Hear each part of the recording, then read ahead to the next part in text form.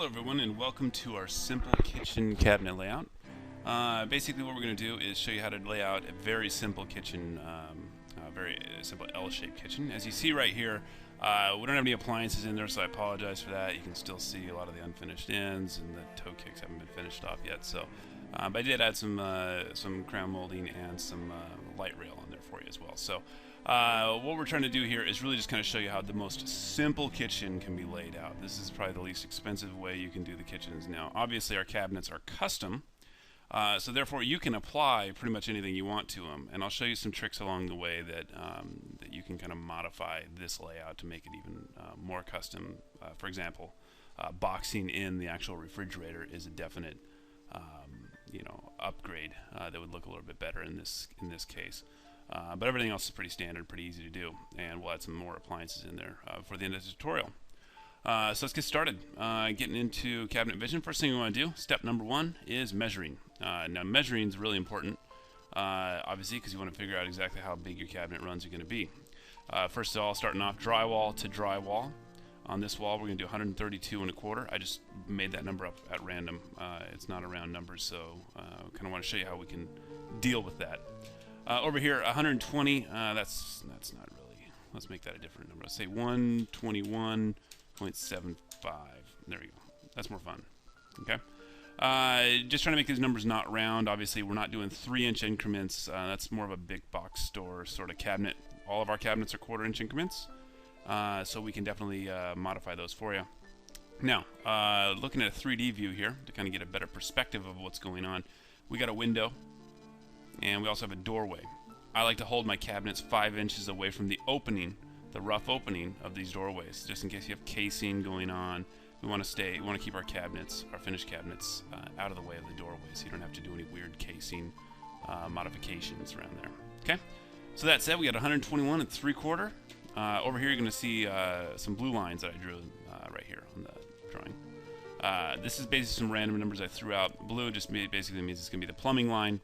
The starting of the plumbing is going to be at 46. The ending of the plumbing is going to be at 69 3/16.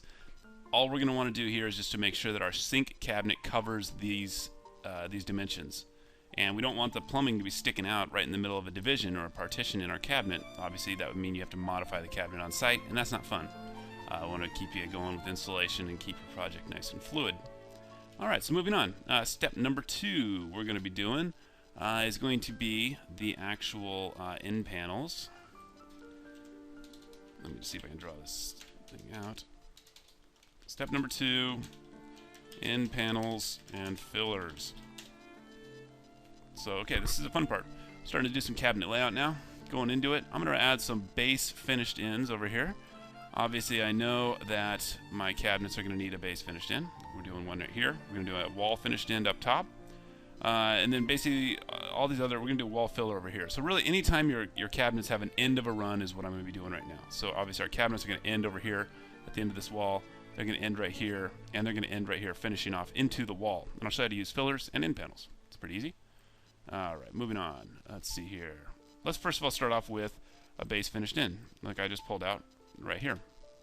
Now, my base cabinets are always going to be 24 inches deep. So from front to back is 24 inches. I'm going to make my end panels 24 5/8 of an inch deep. Okay, I know you're probably saying, why would you want to make them 24 5/8? And the way our cabinets are designed is we prefer them to be of a little bit more of a flush look. So I'll show you what that means here in a minute. When I start adding cabinets in, you'll see exactly how it works. All right, so we did that. I'm also going to add a wall finished end panel. And let me just make a modification here so we can look at that. There we go. Alright, so wall finished end panel, moving in there out of the catalog. There we go. So, at the moment, I got a wall finished end panel here. Sorry, I'm not real quick on this thing yet, so there we go. A wall finished end panel up here, base finished end panel here. 24 5/8 from back to the front. Wall finished end panel is going to be 12-inch deep upper cabinets, or wall cabinets, so I'm going to make it 12 5/8 from the front to the back. Alright, moving over here, wall filler. So basically what I'm doing here is adding a filler end to the wall. The minimum has to be 2 inches, so I'm going to make it 2 inches wide.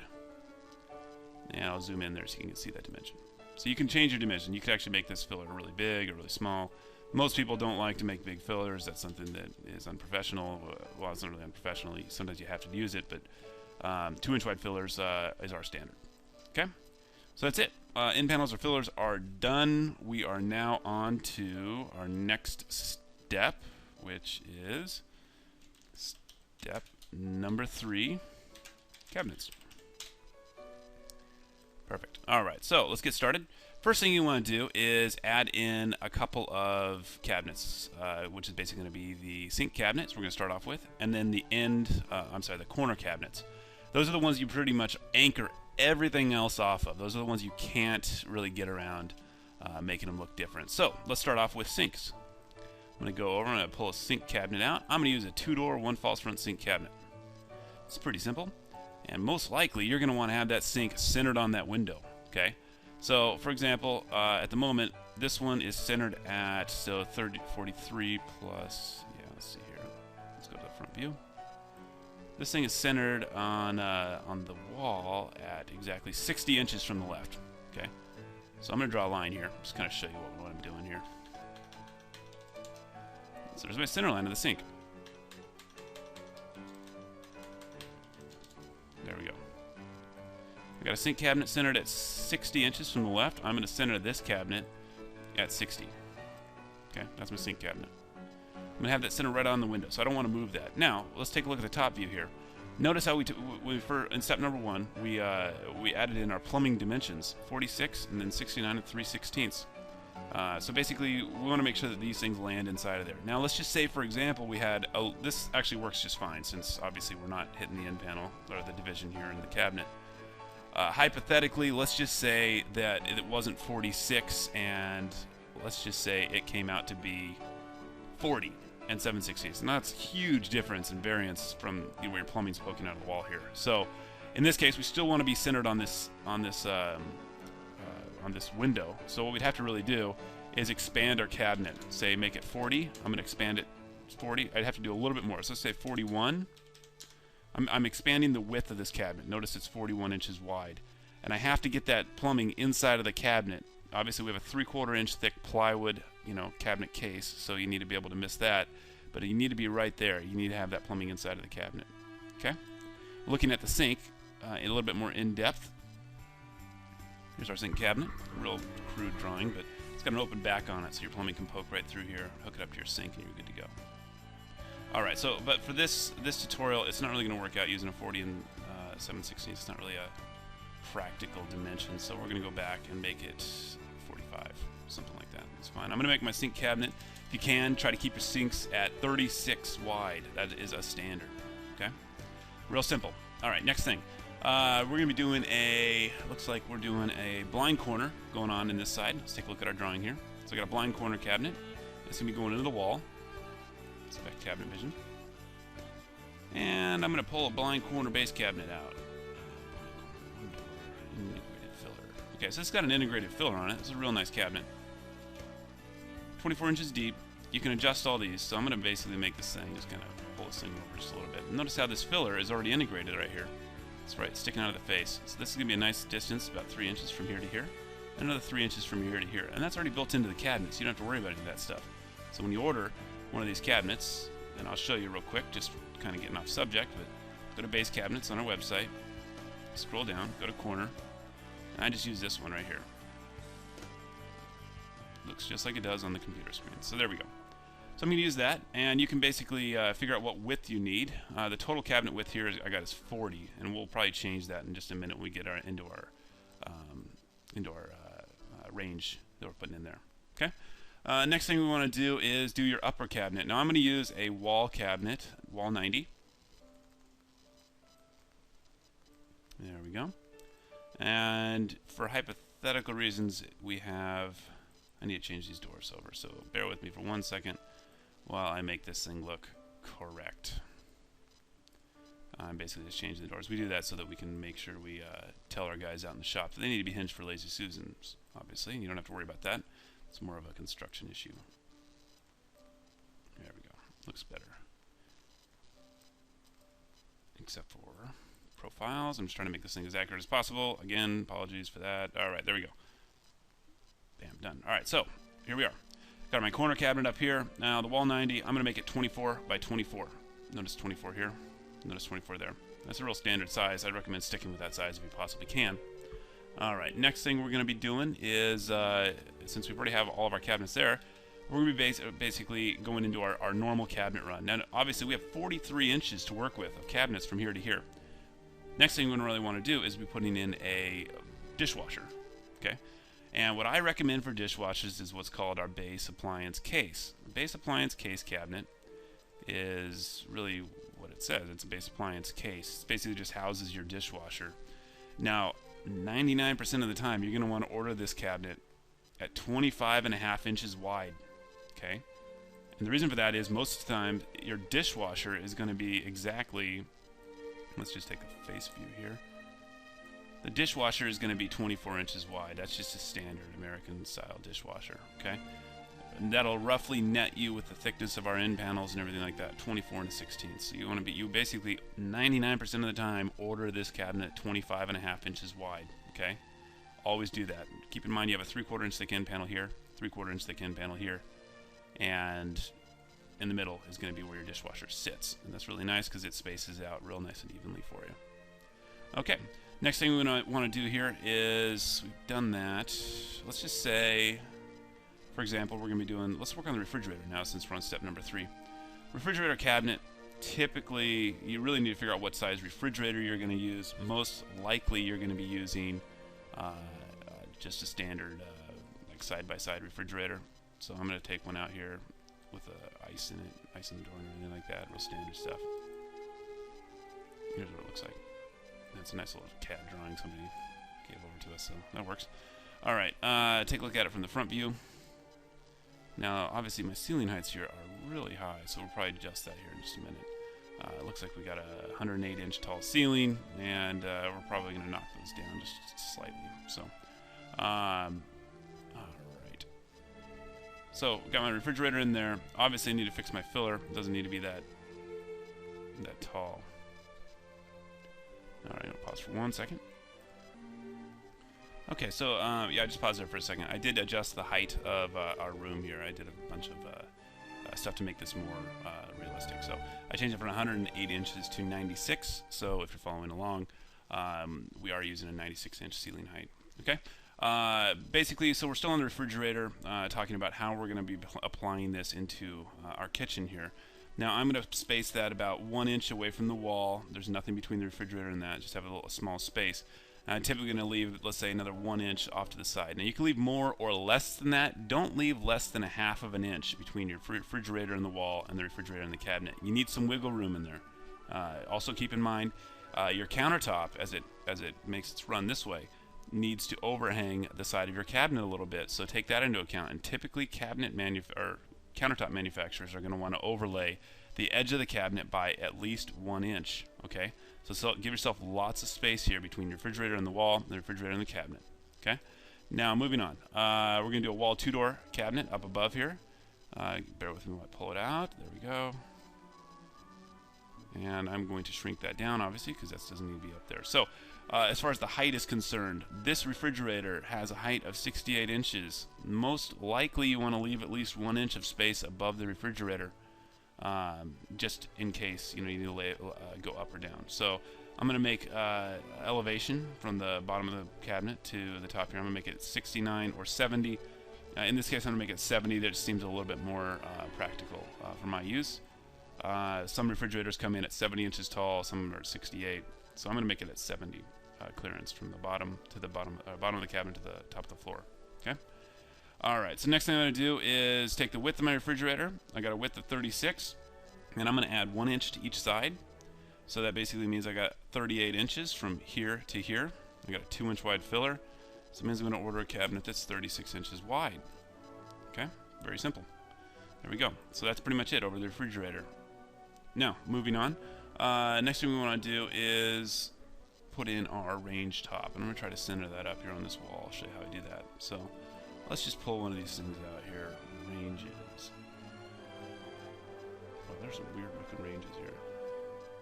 Alright, so I'm going to pull this weird looking range out. This looks like a 30-inch wide range. That's fine. Now I'm going to try to center this thing up. Let's just pull this one over Alright, so there we go. I'm just going to put it on the wall here. You can put it really wherever you want. Most likely you're going to try to make these cabinets symmetrical. I'm going to now move this cabinet and expand it over. And it does not like that. Alright, there we go. Next thing I'm going to do, I'm going to add another cabinet to the left side of this range. Let's go to the top view real quick. As you can see, I got my blind corner base cabinet there. Got my range. And then I got another blank space over here. Alright, so what I'm going to do is add in a base one door, one drawer cabinet. Now you can do either one. You can do this either way you want. Highly recommend. It doesn't look like it wants me to do that, so alright. So basically what I'm going to do here is I'm just basically adding in this one door, one drawer cabinet. Now you can go right into the range if you really want to. As it says here, I have 1 1/4, so... There's different ways of looking at these cabinets. Obviously, there's going to be a range on this side. I apologize if these things are white in the middle. This is on a low resolution setting, so it just automatically defaults to white. So, anyway, there's other ways of doing this. You have a range top. Now, typically, you can do your range top. I'd highly recommend adding in a small finished end piece between the range and your cabinet. Okay, so I'm going to open this thing up. I'm just adding 3/4 of an inch space between here and here. Okay, and then adding in a small finished end. So let's just do a base end panel. And I'm going to make this into a real simple little... Let's make this elevation smaller.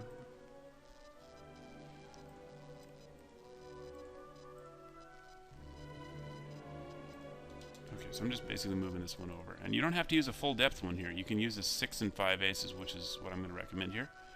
If I can get back to the top view. Notice how from front to back this is at 24 5/8. You don't need to do that. You can actually order this one at 6 5/8. So, if that's what it is, let's just make it in and out. Alright, so there we go. We got my finished end panel here. It's just a 6 5/8 from back to front, full height. Or you can actually knock this one down. Now you can either run these down to the floor. I'll show you what that looks like here in 3D.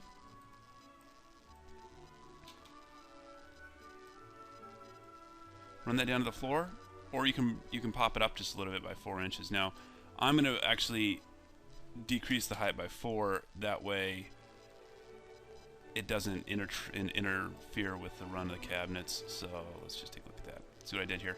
Got that end panel right here on the end.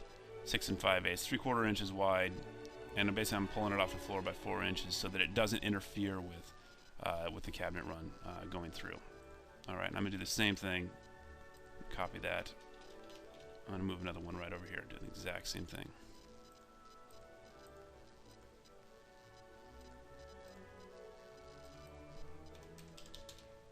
There we go. And I'm gonna move this cabinet into this one now. There we go. As you see, it all lines up, and that's perfect.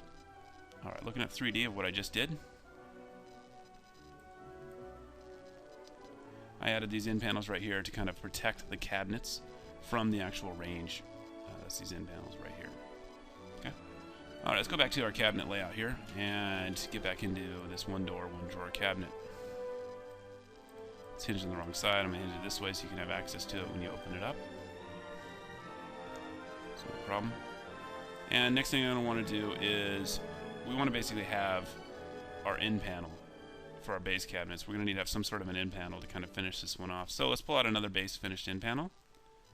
And we're basically working right now down below here. So that's odd that I can't see that. Let's just turn this over to European style. Alright, so I'm going to move this end panel down to the floor. So I'm using a base finished end panel here, and I have exactly 38 inches from the side of this end panel to the wall, and that gives me 1 inch of space between the refrigerator there and the refrigerator and the end panel.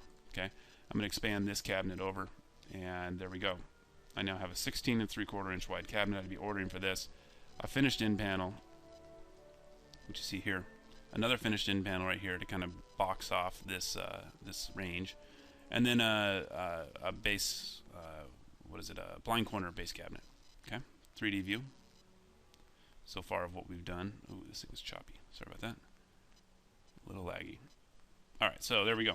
And I am going to drop this one down to the floor to protect everything here. So the only time I'm dropping this stuff down to the floor is when the cabinet run ends. So it ends here. So obviously I'm going to drop that one down to the floor. And this one over here ends. I'm going to drop this one down to the floor. Okay?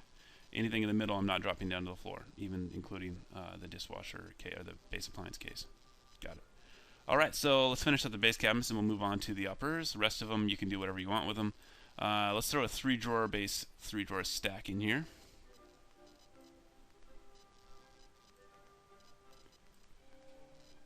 There we go. Did a base 3-drawer stack there. And I'm going to just throw this same one over here to save us some time. There we go. Good. Alright, next thing we're going to do is move over to here. And we're going to do some wall cabinets. Let's take a 3D look at what we're doing so far. I got all my cabinets set up here. I got my wall cabinets. And ideally what we need to do now is basically finish off this side or add another cabinet here. Put some wall cabinets here. And do a microwave hood upper centered over that range. So let's get rid of looking at this. Microwave hood upper is pretty simple, and I'll show you exactly what that is real quick. Microframe, 2-door vented microwave hood. There we go. Center line is going to be the exact same as your range. Make sure you double check that. So that's 71 1/4. So basically, I'm just drawing a center line between these two. Make sure they're exactly the same. Alright, now the way this cabinet's all set up, and I'll open the doors here for you, is you basically have a hole going through the entire cabinet that allows you to vent pieces, or vent your cooktop or your range top up through the top of the cabinet and then out the ceiling. Now you do have a little bit of space on the sides there, basically over here, but there's not a lot of storage space, so I highly recommend not ordering this cabinet if you're trying to use some storage. Now it does have a removable face piece on here that allow you access to the actual vents, and all this stuff's all pre-drilled and stuff like that, so it's kind of a cool cabinet. Alright, so closing that one up. There we go. Moving on. Now the fun part, let's just add some more cabinets here. Alright, so just do a wall 1 door in this area right here. I'll make it real simple. You could add these in glass, you can just do regular cabinets. I'm just going to do a regular real quick. I'm going to make the height of these cabinets 36. And I didn't really talk about that yet, but all the wall cabinets that I'm going to be using, I'm going to make them 36 inches tall. And the idea here is to really make it so that I have roughly, after I put my light valance in, I need to have about 18 inches of space between the bottom of the cabinets and the top of the countertop.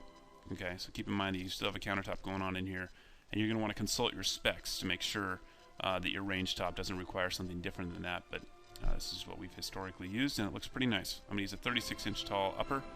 I'm at 96-inch ceiling height. I got a 6-inch soffit above, so I can add some crown molding in there if I want. And there'll be a little bit of space between the crown molding and the ceiling. And you can go up to the ceiling if you want to. That's a whole different tutorial. So, moving on. Here we go. I am going to add this one in. Same as the other one. It's just a standard 1-door wall cabinet. 36 inches tall. Looks pretty good. There we go. So that's pretty much it for those pieces. Now the only thing else you're going to really want to look at here is the fact that you're still going to want to have this end finished here. This end needs to be finished here. And this end needs to be finished here. And we can do that pretty simply. Let's take a wall finished in. And obviously you're going to want to take a look, what's the height of this cabinet? The height of this cabinet is going to be 16 inches. That's dictated right there. The height of this cabinet obviously is going to be 36 inches, which doesn't show you right there, which is great. But anyway, 16 plus 4 plus 16, 36. So take 36, subtract 16. You got a 20-inch exposed cabinet that's going to basically be showing. And trust me, you definitely want to make sure you cover these things up. And the reason for that is you'll be able to see the construction holes if you don't, which is very important. Alright, so I'm going to change the depths here. I'm also going to add a 20-inch finished in panel to the ends there. 12 5/8 deep.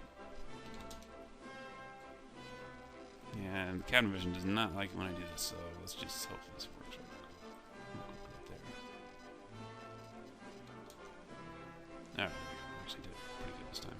Alright, moving again over here. And I'm basically doing the same thing. So, okay, added my finished in panel here, add my finished in panel here.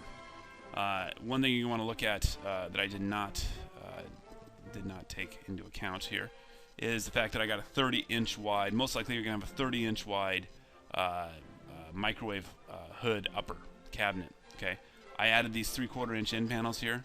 Okay, 3/4 inch thick end panel. So that basically makes my distance here. And this would be a mistake you probably want to make sure you don't make when you're doing your kitchens. I now only have 28.5 inches of width. Most microwave hood uppers are going to require 30 inches. So in this case, we're going to need to shrink this cabinet down.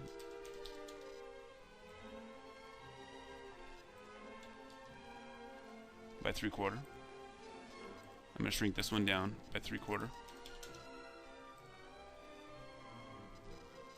I did that. That's pretty good. So I'm going to move these end panels over. Now you could always veneer the sides of these cabinets if you really wanted to. I do not recommend it. It's much harder than you actually think. So that's why we do the 3/4 inch end panels. It creates the custom cabinet design that we're looking for. All right, so that's pretty much it there. Oh, that's nice. I pushed the wrong button. Sorry about that. All right, so I'm going to draw this line in here. What do we got? 30 inches. There we go. Perfect. All right, so next thing you're going to want to do is, the only other place on this run that we're going to need to finish off the ends is going to be right here close to the edge of this cabinet. So same idea. I'm going to copy this one over. Just make sure that these things line up, obviously. In this case, they don't, so I'm going to decrease this one again by 3/4.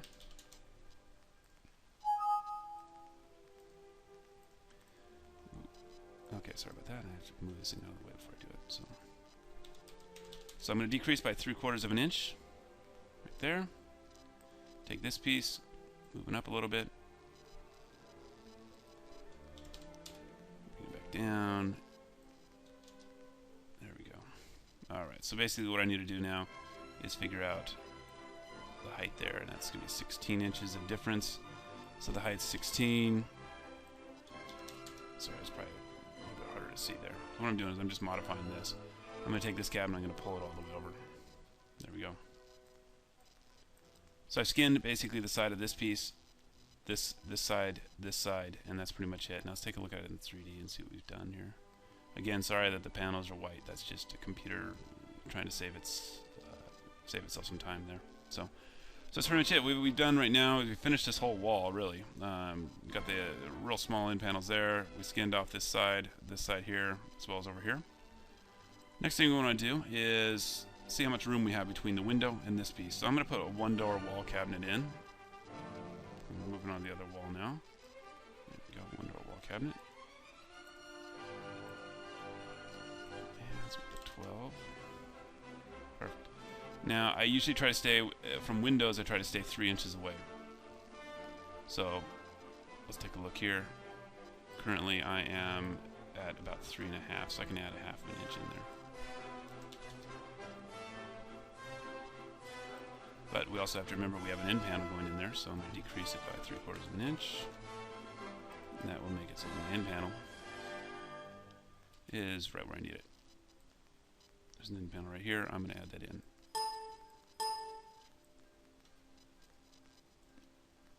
Alright, take a look again here. Oh, that's not the right size. There we go. End panel is now in place. And we're about 1/2 inch away there. So that's perfect. Let's take a look at let's take a look at this in 3D view.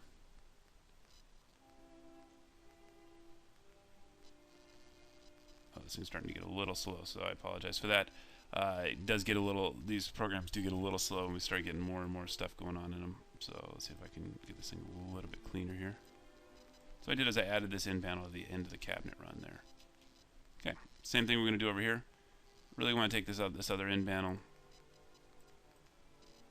We're going to put it against there, and we're going to basically give it a clearance to the wall of about 3 inches. So what I'm really trying to do here is figure out what dimension this is. It's 2.5, so let's take it over to 3. we go. And then I'm going to put a wall two-door cabinet in between these two. There we go. 36 inches tall. And that's it. There we go. Alright, there we go. So what we have now is an actual cabinet layout that's going to work pretty well. Kind of looking at, let's see if I can put this thing into a high-end view here. I'm going to show you around a little. We'll kind of recap what we did. So it's a pretty simple kitchen cabinet layout. Not a lot of appliances in it yet. Let's just see if this thing will get moving on it for it. So let me just pause it real quick. Okay, so basically what we've done to kind of recap of pretty much everything. I used walnut on this one, this kitchen cabinet, obviously.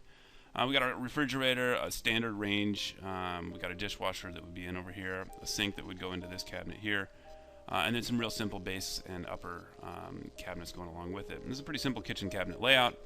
Drop the end panels down to the floor, and then really kind of just set it up so that I could have some crown molding up on top, some under cabinet lighting down below. Pretty simple. So. Further questions, feel free to give us a call or send us an email. We're always here to answer questions for you. Thank you for your time. Have a great day.